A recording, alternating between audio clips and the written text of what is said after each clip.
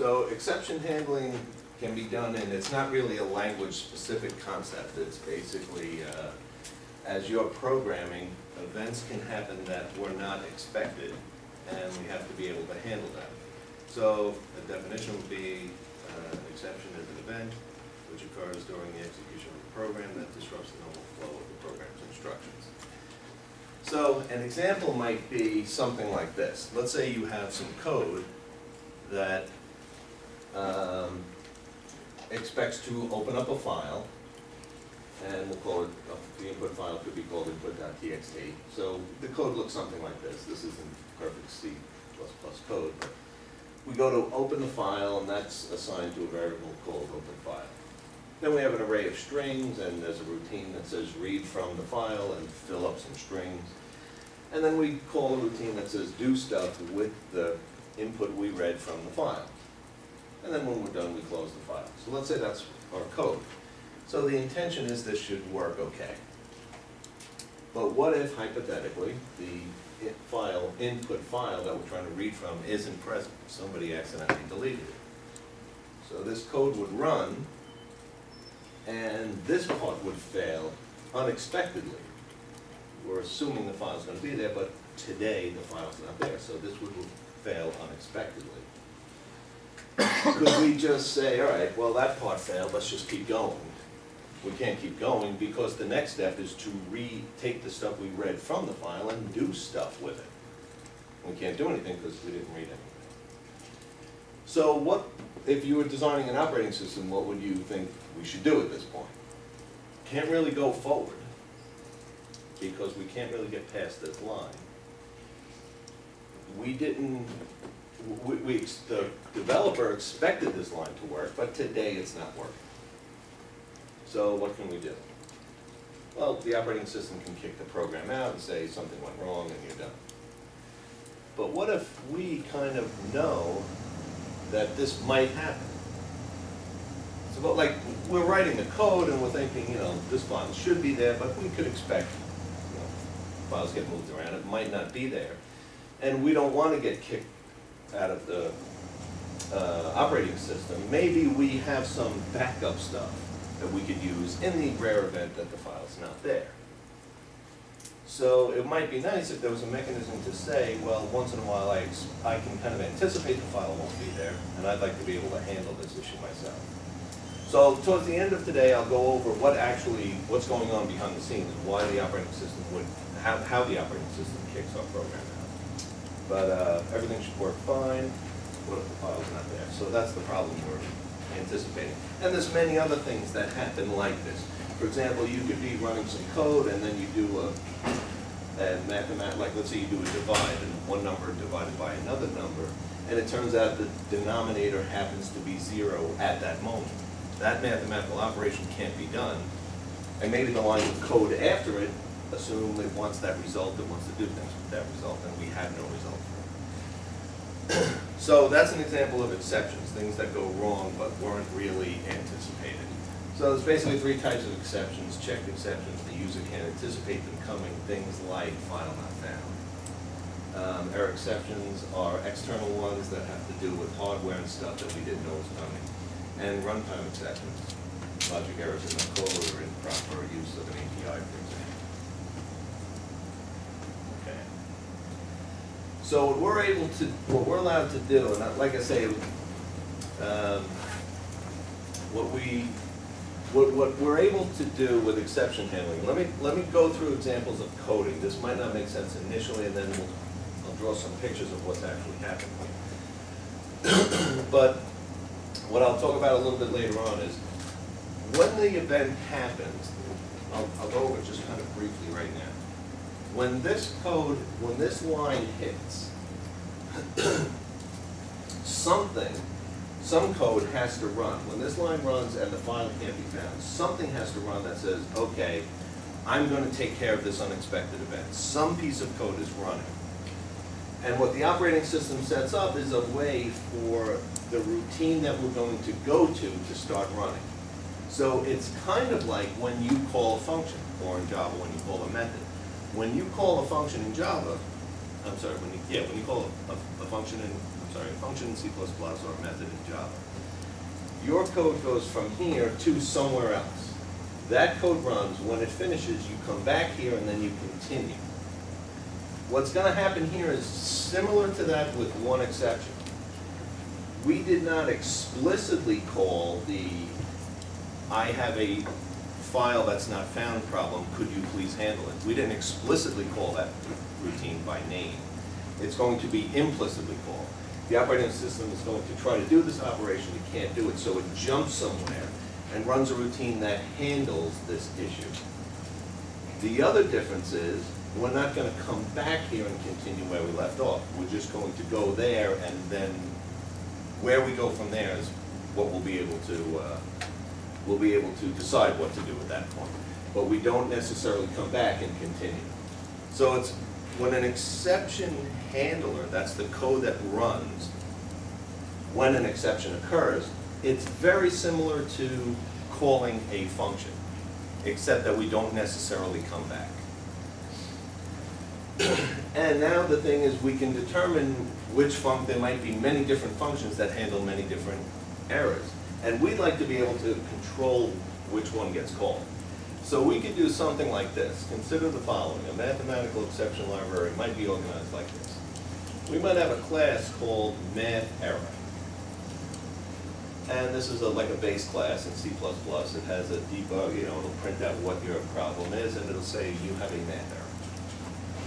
Then we can make specific types of math errors. And then since we can use inheritance, we could say, well, we have an overflow. That means like a register. You tried to stuff too much information into a 32-bit register, like a number bigger than 32 bits can handle. Let's say you took two numbers, added them together, and it's bigger than a 32-bit register can handle, and you try to put it in a 32-bit, you're going to get an overflow error. Underflow meaning you're trying to subtract, so the number got so negative it couldn't fit in the register. Divide by zero might be a problem. Integer overflow might be another mathematical problem. So since these are specific types of math errors, we could inherit from math error and then just be more specific about the problem. So now we have different objects that we can create and say to the operating system, here's the problem, and we pass in an object, and then the operating system will pick code to run to handle that problem based on the object we pass in. So I didn't give any code here, but let's just say for the integer overflow, I have an operation, and then I have two operands. Two things got multiplied or subtracted together, and then it caused the issue to happen. And I just want to print out an error message saying the first number and the second number had a problem with this operation. So just some kind of diagnostics of what happened. So now, if an issue occurs, and we present to the operating system, like we say, we're implicitly calling, it's like we're implicitly calling a function. So we never said its name. We didn't say handle, we didn't say call handle my problem. It just got called. But it's going to be called with some object, and based on the type of the object, the operating system will determine what code should run. Okay. Now the way we can, if we can kind of anticipate that a problem might occur, and we could decide how we want to, what code should try to handle it, we can do this. Let's say we anticipate, let's say in this, we want to write some math code. There's some code here that's going to perform mathematical operations, and we anticipate that from time to time there might be something unexpected happen, and the operating system might just try to kick us out, and we don't want to get kicked out. So what we can do is we can put a try block. We could say try, open paren, close paren, and anything that's in here, if an issue occurs, and I'll go over how the operating system does this, but in a little while. But what we can do is we can say, well, if there is an overflow problem, then this code should run from here to here. If there's a general math error, then this code should run. And then if there is a divide by zero error, this code should run. And then we can also say catch dot dot dot means any problem, any other random problem, we'll let this code run. So what this allows us to do is, instead of having our code hit an unexpected problem and the operating system says, you know, you fail, you're done, we can actually handle it. We can say, oh, I kind of saw that one coming, here's how I'd like it to be handled. Now we don't go after the code that's up here hits its unexpected problem and it jumps down to whichever code we wrote to handle it. After this code runs, we don't go back like a procedure call and pick up where we left off. This block from here to here, you as the developer, the software developer, said if anything goes wrong anywhere between here, the remainder of the block makes no sense. So we'd only pick up after these catch statements. We'd take, any code that's down here would start running. But we would not, it's not like we're jumping from code here to here, let this run, and then jump back here and pick up where we left off. If that was the case, it would almost be like calling a function and coming back. So the path that the code runs is very similar to calling a function. So the path is basically like saying, at some point, we implicitly, we didn't explicitly call this function. We implicitly had an exception happen, which caused the operating system to then start looking through this collection of routines for something that matches the problem that happened. And if we find a match, this code runs. When this code finishes, so that would be like we're calling a function. When this code finishes, we don't go back where we left off. We just go to the end of these statements and continue. So, and like I say, I'll go over how the mechanism for doing that. You start to notice now, these are kind of stacking up. So there's a search order that we'll go through, and the search order is the one closest to the top gets searched first, then the next closest gets searched second, and then this one gets searched, and then eventually down at the bottom, this one gets searched. So there's a comment here. The divide by zero will never happen because divide by zero is a math error. So what I had on the previous page was this, and that's based on inheritance. Divide by zero inherits from math error. So any object that is of type divide by zero is also of type math error, right? That's the base class, and that's the derived class. So in this code,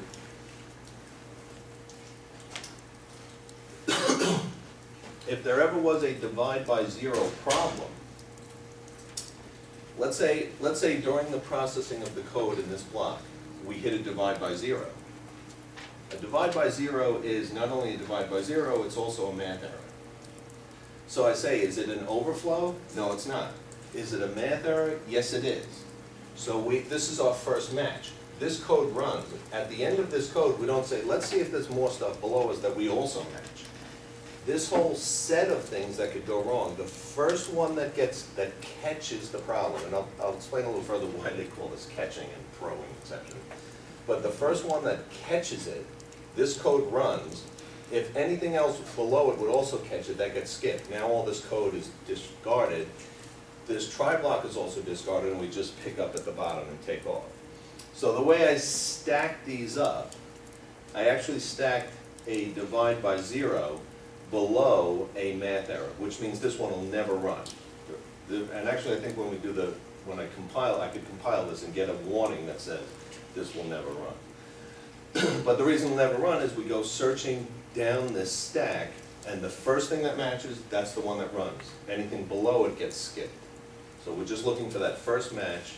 First one that match runs, the rest of these all get wiped away.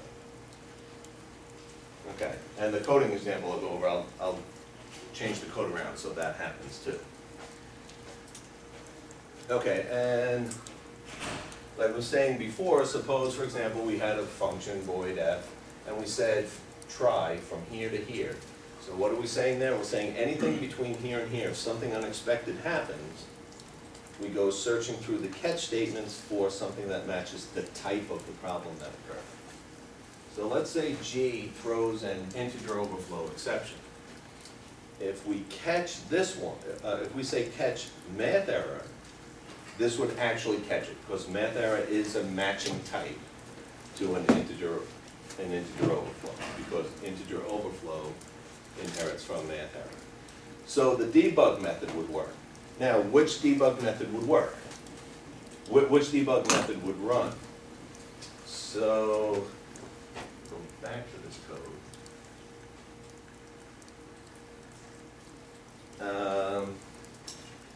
The object that was being passed into looking for a match for the routine was of type integer overflow. The thing that caught it was a reference to a math error. So the object coming in, so now this is a question of virtual functions and inheritance. Math error has a method called debug print, which says I have a math error. Integer overflow has a debug print method also, which says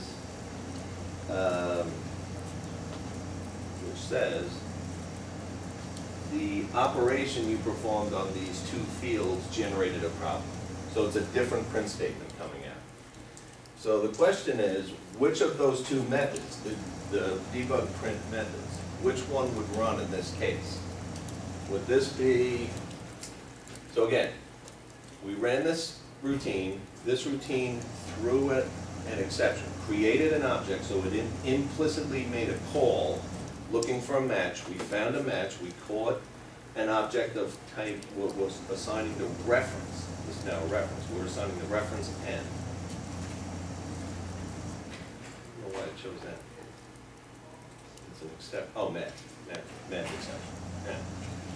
So we assign m a reference of type math error to an object that is of type debug print, an object that is of type integer overflow. And then I called m's debug method. So which of those two methods would run? So the reference is the type of the base class, but the actual object is the type of the derived class. The method which runs, remember in C++ we can choose which method runs by using the word virtual.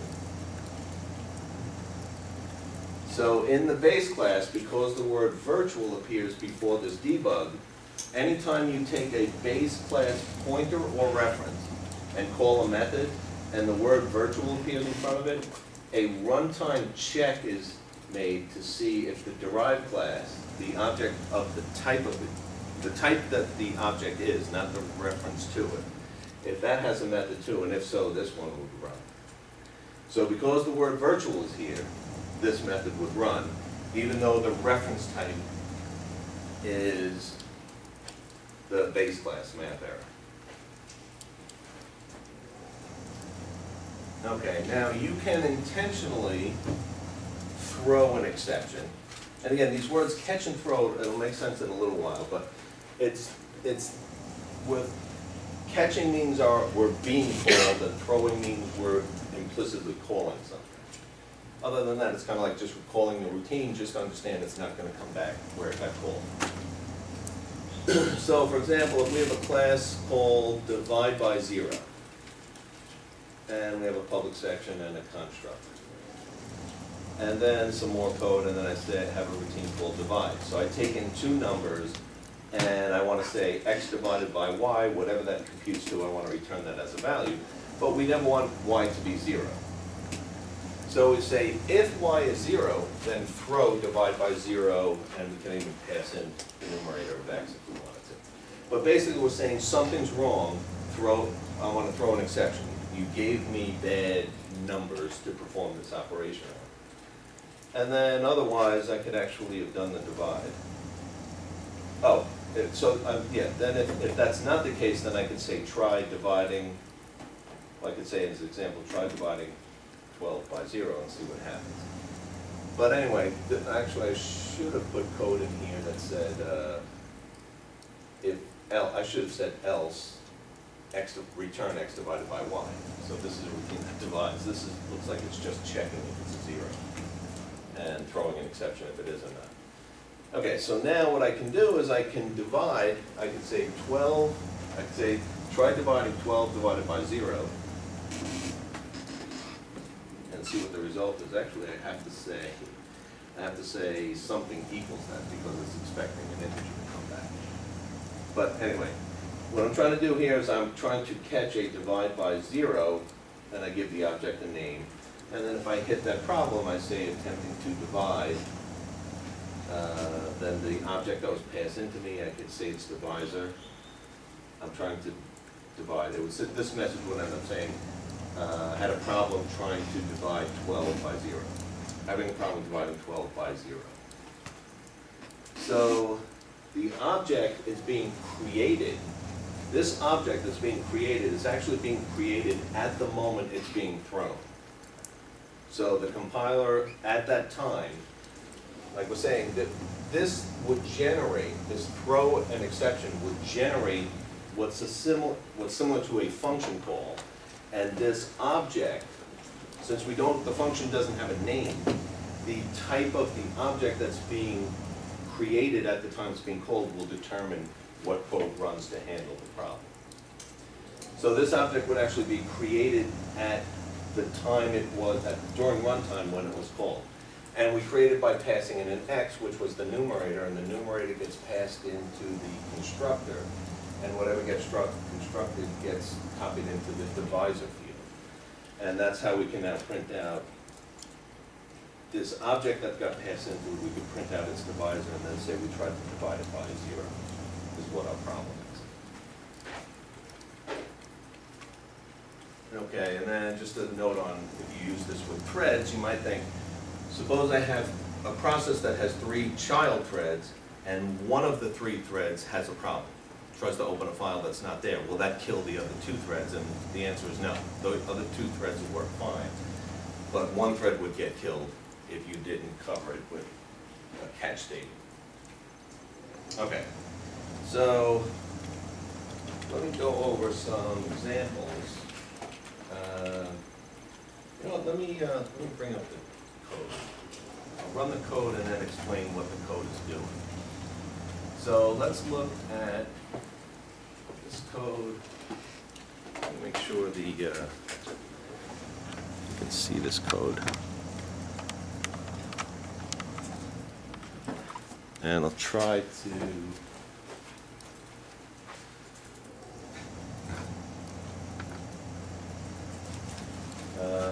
okay, so yeah, maybe let me go, I'm trying to think if I should draw out what's happening, or just go over the code and then draw out what's happening. So maybe what we'll do is we'll run the code and even play around with it a little bit, just to get an idea of why it's doing what it's doing. But just like in the slides I just went over, this is now real code that actually compiles. I'm creating a class called exception object. So this is just something, I'll create one of these objects and I can just start throwing them at the operating system, and the operating system would have to handle it. So I have an exception object, this is its constructor, and it'll print out constructing an exception object. The destructor will print out its destroying the object. And then I could also have a routine called show the reason, and the reason returns general exception. Now I make a more specific exception, an event that could go wrong, a type of an event, and I call it file not found, and I inherit publicly from the base class exception object.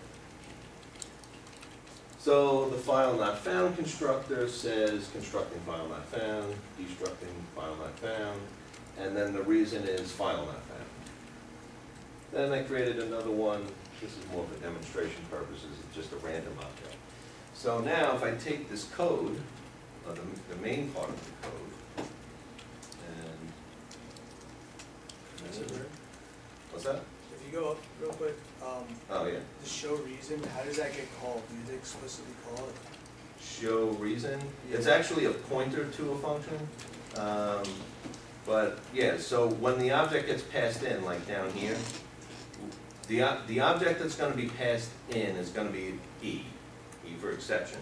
We could call its show reason routine. Oh, okay. So, let's see.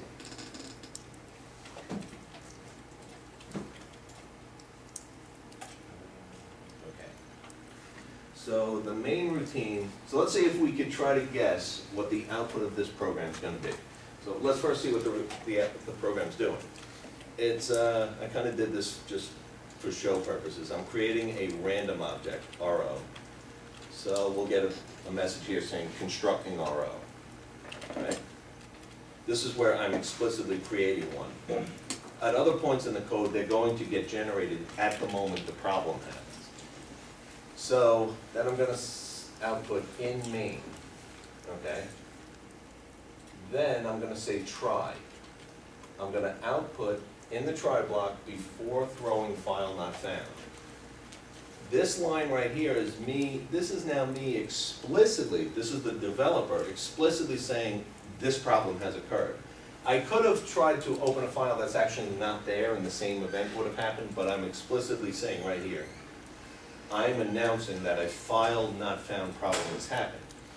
So it's gonna cause the code to jump somewhere else and handle the file not found problem, and it's not gonna come back here. That code could not send us back here. That code, wherever that code is, will run, and then we'll have to see what the next step is. But I'm gonna throw a file not found exception at this point, and then this line actually should not run. Now, what happens when I say to the operating system, I have a file not found problem at this point? Well, these catch statements are an opportunity for us to say, well, I kind of saw this one coming, I'd like to be able to handle it myself. I don't want the operating system to handle it. So I ask ourselves, we go down, this is now kind of, they're being stacked up, and we go from the top of the stack on the way down looking for the first match. If we hit a match, that code runs. If we don't hit a match, it gets ignored and we go to the next one. So does this error, file not found, does this match the type that this is looking for? So does the idea, I just want to make sure you get this, does the idea that the exception needs an object, does that make sense? Because there's many different things that could be wrong, and we're not calling anything by name. When you say x equals y divided by z, and z happens to be a 0, you didn't call any function. At runtime, a function got called. And the way we tell what your problem is to have some object, and the type of the object is your problem. That's why there's no function for us to call. We actually throw an object, and the operating system says, based on the object's type, I'm going to decide what routine runs. So we don't actually have a function name, so we're using an object, and that's what we're looking for. But we could have 6 routines that handle the object, so now there's the idea of we have to put them in order. The first one that's found that matches that type, that's the one that gets called. Okay, so when we throw file not found, when we throw the file not found at the operating system, we've stacked up these 2 possible object types looking for a match. And it turns out the first one matches it. The first thing I'm anticipating is file not found. So I receive it as this parameter e. It is a reference to a file not found object. And so this code starts running. So now this code should run. Then we don't go back up here and pick up where we left off. We don't go to the next catch statement. We go down here after the catch statements, and we continue. So what should the output of this program be? Let's see if we can get it perfectly. It should be constructing a random object, right? Because I'm creating one. Well, all I'm doing is showing that we can create them implicitly, or we can create them at the moment, at the runtime when the thing is needed. So the output of this program should be constructing random object. The next line should be in main. The next line should be in try block before throw file not found. Then we throw this. What should happen here? Should a constructor for the object? Right, at this point, that's the important thing. At this point, this object is being created so we can throw the object at the operating system. The operating system can say, oh, based on this object, I have to figure out what code to run to handle this problem. So now it should say constructing file not found object. Then The next thing that happens is, this is the first match. So then it should say, in exception handler for file not found. Reason is file not found. This is finished, this gets skipped, right? Because the first one that caught it is the one that handled it. This gets skipped. Then we continue right where we were. We'll say back in main after the try block. And then we're done. And then we hit the close paren. And the close paren, every constructed object gets destruct in reverse order of which they were constructed in. So what has been constructed? This object, and then this original one I just kind of threw up here, just to kind of show we can do that. So after it says back in main after try block, we should then see the destructor for file not found object, and then the destructor for the random object. Actually, the file not found is built on, it's a, what do we call it? It's an inherited. The file not found one inherited from exception object. So actually, when we see the construction of the exception, when we see the construction of the file not found, we should actually see the constructor of the exception object first, then the file not found second. And when they get destroyed, we should see the file not found destructor and then the base class's destructor. So a lot of stuff to remember, but I think we got it. So if I open up a window,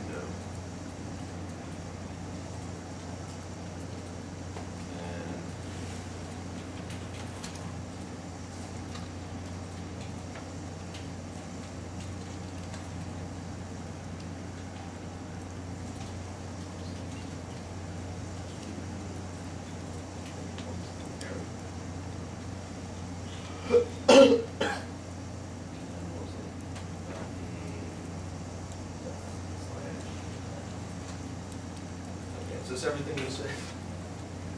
We constructed a random object, we were in main, we went into the try block, and that's when the problem occurred. We had to create a file not found object, but it inherits from exception. So we created, so the base class, this is like from a month ago we were talking about this. The base class constructor runs first, then the derived class constructor runs. So now we created the object, we threw it at the operating system, and then our very first catch thing caught it. And then we were in the exception handler for file not found. The reason was file not found. And then we were done with the catch block, we went. It destroys. Oh, so it got destroyed. Actually, I said it backwards. I thought these two lines would appear after the main. So these got destroyed when we hit the close paren of, when we hit the close paren of the try. Catch. The catch. So this, so it wasn't created here. It's this close paren that made this object not needed anymore. So it went out of scope, which makes sense. The object, we shouldn't be referencing it down here. It's gone at that point. Okay, so then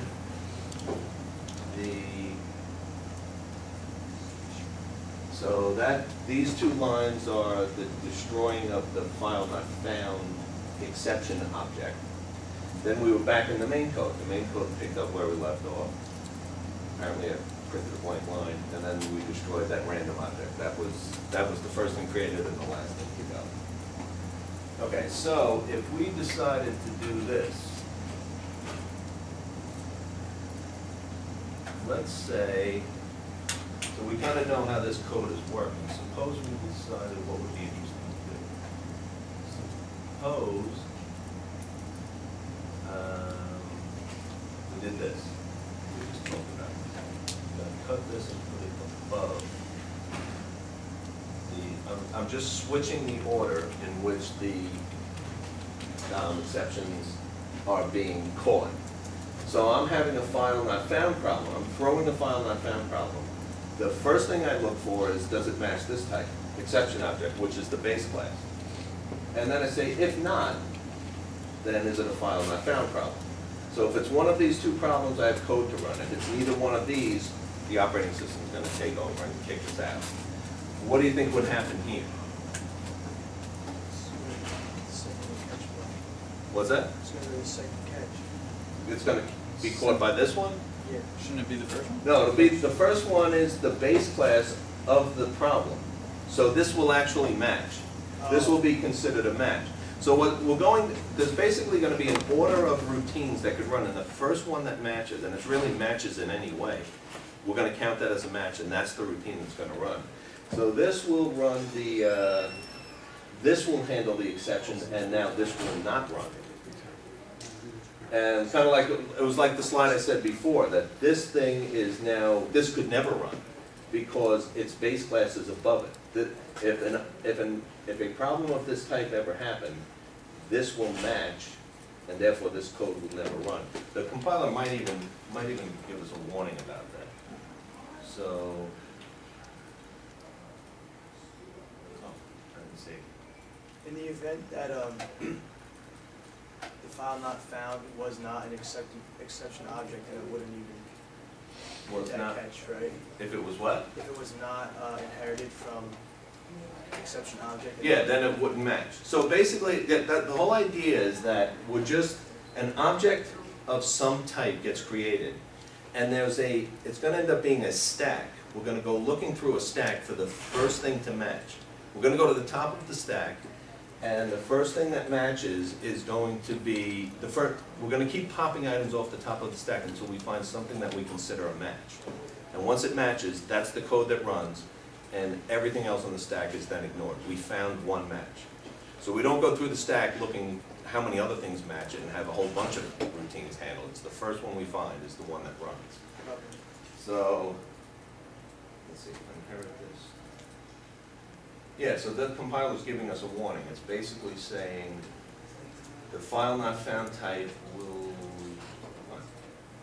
Exception of By type earlier file handler. found will be caught by an earlier handler.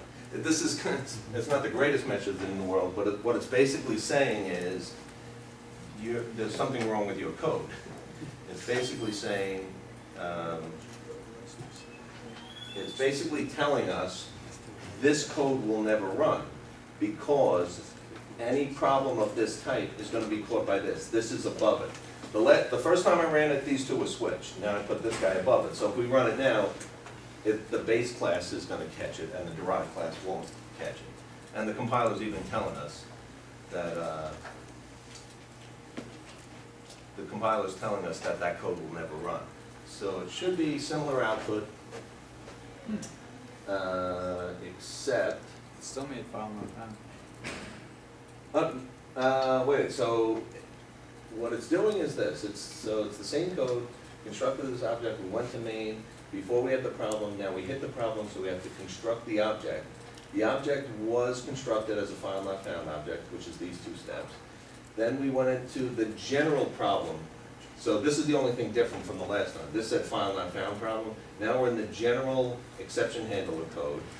And now we're printing out what the reason is. And the reason is a general exception. And then, but then the object we destroyed was of type file not found. So we must not have virtuals. Well, you're still creating a file not found. Right, it's still the type file not found, but I'm surprised the reasoning, the exception.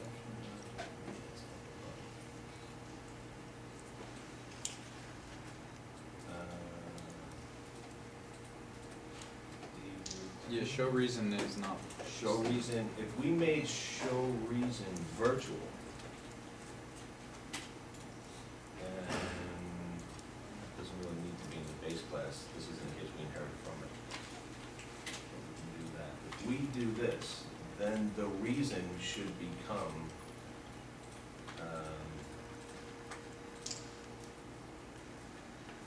Type file not found. then it should be file not found because, let's save this. Yeah, okay.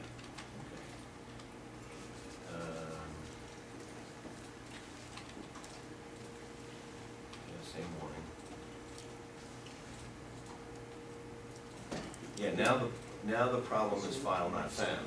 So the reason is, the object is of type file not found, but the reference is of the base class.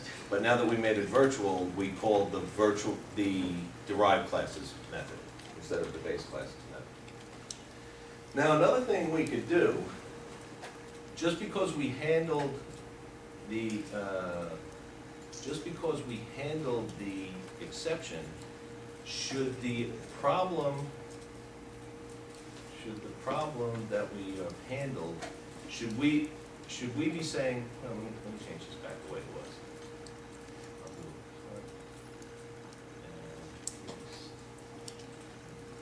So I'm putting I'm making that warning go away by putting the derived class on top. The more specific the problems are, they should be closer to the top of the stack. But if we decided after handling the problem, let's say we have this file not found code that runs and it's doing file not found related stuff. Suppose we decided, okay, maybe what we would put in the code here might be to just write to a log that tells us on such and such a date we couldn't find the file, and then we would actually like the operating system to still kick us out, right? Maybe what we want to do is we want to do a little of our own handling, but then still terminate. I don't want to continue here because everything below here doesn't make sense. What we can do is we can catch the problem, do a little bookkeeping for ourselves, and then take the problem and again throw it to the operating system to let the operating system continue handling it. And all you have to do, forget the difference between Java and C++, I think you say, I think you call throw.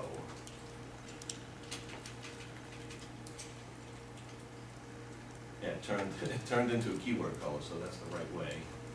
I think you do that.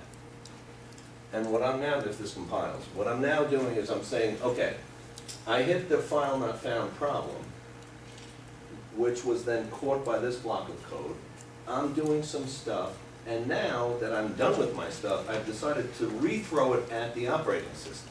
The thing that came into me, oh, you know what, I may have to pass it as a parameter. I think you gotta do this.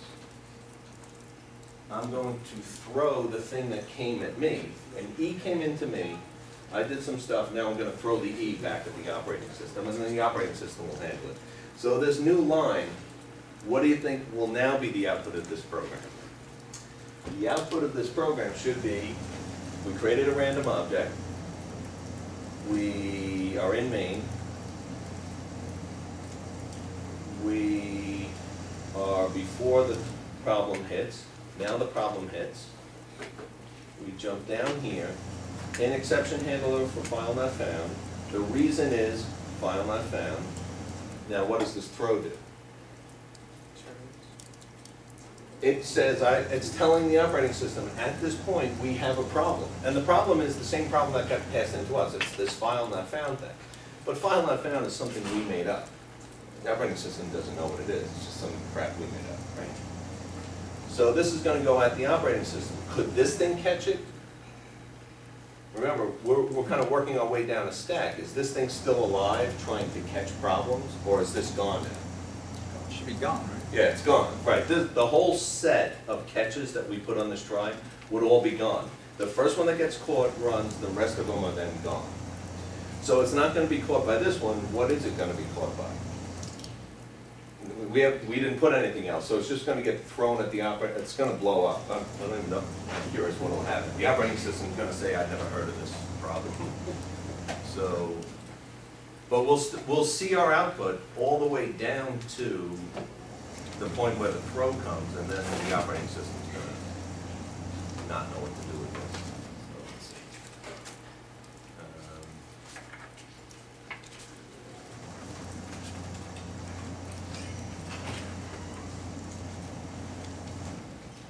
Yeah, it don't. Okay, so it didn't know what to do with it. So basically, we're in main. We constructed the random object. We went into main before we had the problem. We then created the object to handle the problem. We were in the exception handle of file not found. The reason was file not found, and then we threw this file not found thing that we made up at the operating system. The operating system just said, I don't know what this is. And this dump of core, basically they kind of take a snapshot of all the memory of the operating system and give it to you and hope you can debug the problem. So basically, it didn't know what to do with it. So that's an example of exception handling in code and then just in theory.